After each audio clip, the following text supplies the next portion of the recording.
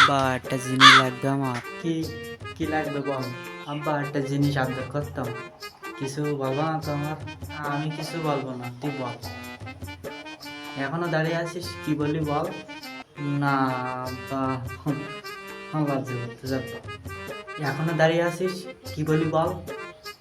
খালি আব্বা আব্বা লজ্জা করতে কি কি বল, দ্রুত বল। ভয় পাচ্ছি কে? ভয় পাই না, আমি কিছু বলবো না। তাহলে আব্বা বলি, হ্যাঁ।